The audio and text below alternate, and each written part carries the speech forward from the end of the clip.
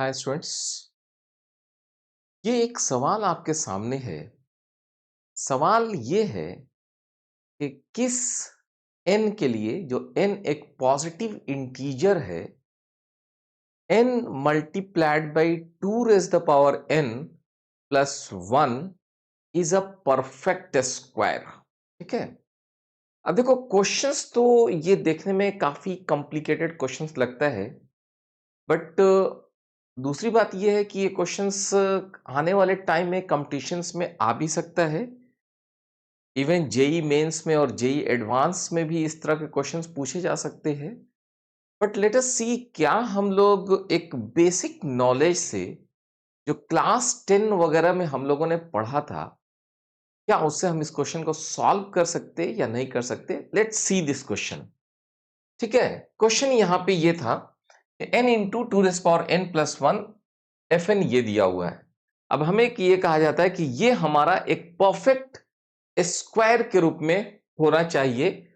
आपको बताना है, वैसे n का मान बताना है। सो लेट्स सी, हम लोग क्या कहते हैं कि हमारे पास जो दिया हुआ है n into two raise the power n plus one. देखो, अगर आप थोड़ा सा भी बेसिक नॉलेज रखते हैं तो आप ये कह सकते हैं कि सर ये जो है ना एक इवन नंबर है। ठीक है, क्या है? इवन नंबर है। क्यों भाई? इवन नंबर इसलिए है कि अगर हम n का मान, n के बारे में क्या लिखा हुआ है, n is equal to positive integer.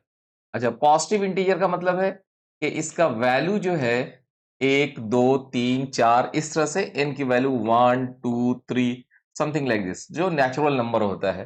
तो आप रखते जाओ, 1 2 का पावर 1, 2 2 का पावर 2, ऐसे रखो। तो हर जगह 2 का फैक्टर है, तो ये तो मेरा एक इवन नंबर हो गया। 1 क्या है भाई? 1 is your odd number, odd. अब जरा सोचो कि अगर इवन और ऑड को जोड़ते हैं तो क्या मिलेगा? This you will get odd number, odd number. ये तो यहां तक तो हम लोग बोल सकते हैं, आसानी से बोल सकते हैं कि भाई even plus one odd, it will be odd number.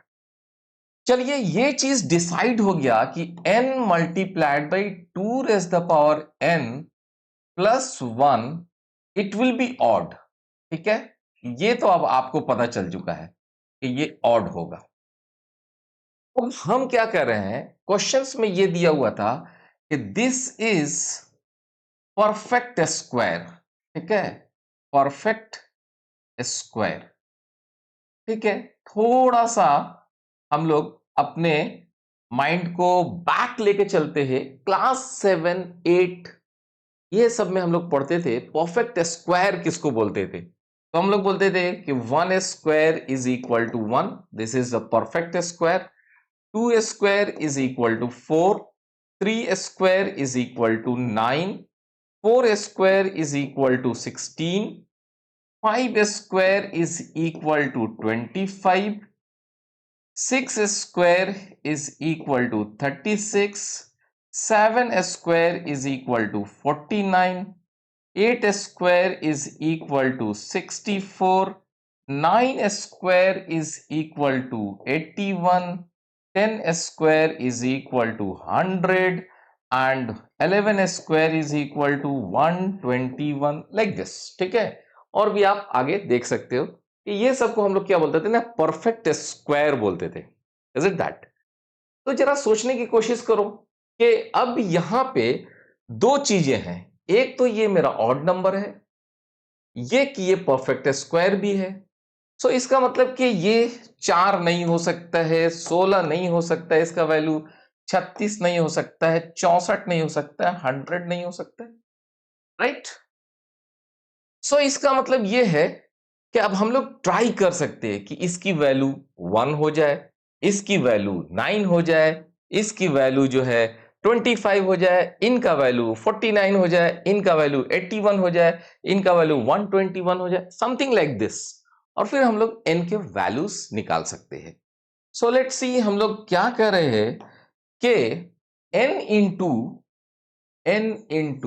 2 raise the power n plus 1, इसकी वैल्यू जो हो सकती थी 1 हो सकता था, इसकी वैल्यू 9 हो सकती है, इसका वैल्यू 25 हो सकता है, इसका वैल्यू 49 हो सकता है, इसका वैल्यू 81 हो सकता है, इसका वैल्यू 121 हो सकता है, समथिंग लाइक दिस टाइप के हो सकते हैं। ठीक है, 13 का स्क्वायर कर लीजिए, 169 हो सकता है, इसकी वैल्यू आई कैन से कि 169 हो सकता है। तो इस टाइप के पॉसिबिलिटीज है। ठीक है, सवाल को मैं पॉसिबिलिटीज से सॉल्व कर रहा हूं। तो लेट्स सी, अगर मान लेते हैं if n into 2 raised the power n plus 1 is equal to 1, this implies that n 2 raised the power n is equal to 0, and this implies that n is equal to 0. This is not solution. हमें क्या कहा गया है? कहा गया है कि n is equal to positive integer. सवाल में पहले ही कह दिया गया है कि n must be positive integer. अगर n पॉजिटिव इंटीजर है so this is not solution, not acceptable solution, not acceptable solution. ठीक है, ये सॉल्यूशन मुझे एक्सेप्ट नहीं है। ओके ठीक है, चलिए भाई ये भी नहीं होगा, सो अभी हमने बोल दिया कि भाई ये नहीं होगा। चलो 9 पे चलता हूं, n 2 raise the power n plus 1 is equal to 9। Okay, let this, देखते हैं क्या होता है भाई।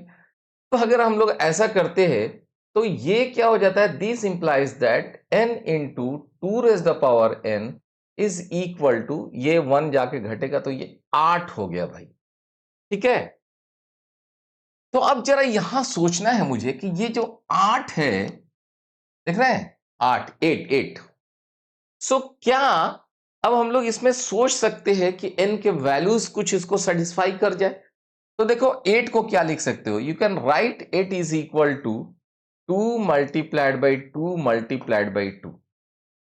So you can write it is something like 2 multiplied by 2 ka square. You see this one? Oh, great. So this is n is equal to 2. This is one solution. ये हमारा acceptable solution हो जाएगा कि n is equal to 2 के लिए जो n मेरा positive integer भी है वो 2 है।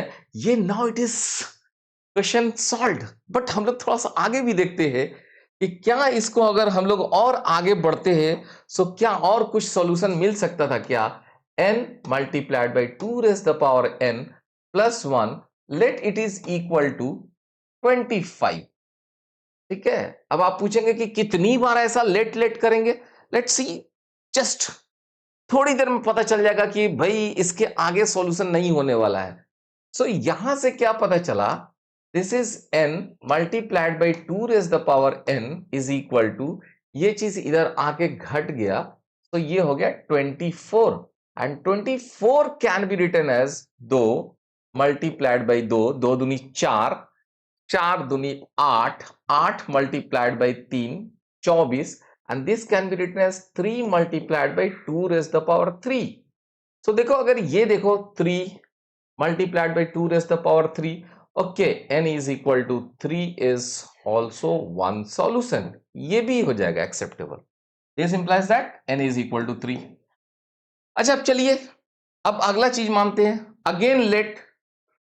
again let n multiplied by 2 raised the power n plus 1 is equal to 49। ठीक है, देखना है क्या हम लोग को सॉल्यूशन निकलता है कि नहीं। So n multiplied by 2 raise the power n is equal to 48, 48 2 4 8 16 and this is 16 multiplied by 3, 2 दूनी 4 दूनी 8 दूनी 16, 16 थी 48। Now this becomes now 3 multiplied by 2 raised the power 4. Now you see here. अब आप देखो यहां पे, this is now 3 multiplied by 2 दूनी 4 दूनी 8 दूनी 16, 16 थी 48, 3 multiplied by 2 raised the power 4. So यहां पे ये अगर n की बात करें और यहाँ पे n की बात करें तो ये तो दोनों अलग है। So here it is, you can say कि भाई अब तो सॉल्यूशन नहीं निकल रहा है। यहाँ पे n डज नॉट एग्जिस्ट, ऐसा कोई n जो कि पॉजिटिव इंटीजर है डज नॉट एग्जिस्ट। कैसा n? वैसा n belongings to positive integer and does not exist, ऐसा कोई सेटिस्फाई नहीं कर पाएगा। तो मुझे लगा कि अच्छा ये सेटिस्फाई नहीं हो रहा है यार, मुझे अब कुछ रुक जाना चाहिए कि भाई मैंने जस्ट पहले सॉल्व किया तो मुझे ये पता चला कि n इज इक्वल टू 2 तो इसका एक सॉल्यूशन है। फिर मैंने सॉल्व किया तो मुझे पता चला कि n इज इक्वल टू 3 इसका एक सॉल्यूशन है। लेकिन जैसे ही मैंने अब 25 के आगे जब 49 रखा तो सॉल्यूशन नहीं आ रहा है जी। चलिए थोड़ा सा और भी ट्राई कर लेते हैं, क्या इसके आगे भी कुछ रास्ता है। n multiplied by 2 raise the power n plus 1, मान लीजिए इस बार 81 मान लीजिए, ठीक है, लेट दिस इज 81। तो इसका मतलब क्या है, this is n multiplied by 2 raise the power n is equal to, यहां पे गए तो हमारा पे ये 80 हो गया। सो दिस 80 को अब क्या लिख सकते हो, now you can right this 80 is 2 दूनी 4 दूनी 8 दूनी 16, 16 पंचे 80, 5। So now this is 5 and 2 raise the power, multiply कीजिएगा तो देन इट इज 4। सो अब आपके पास ये 5 इंटू 2 रेज द पावर 4, यहां पे देखो, यहां पे दिस और यहां पे ये नंबर देखो मैच नहीं कर रहा है, ठीक है। सो यहां पे n belongs to positive integer, such n does not exist, such n not exist, ऐसा अब हमारे पास कोई सॉल्यूशन नहीं निकलने वाला है। एक और ट्राई कर लेते हैं, लेट अस सी, अगर कोई ऐसा बोलता कि सर n टू का पावर n प्लस 1 को अगर आप 121 मान लेते, चलिए मान लेते हैं एक बार, तो क्या होता है n टू का power n is equal to 120, ठीक है। सो ऐसे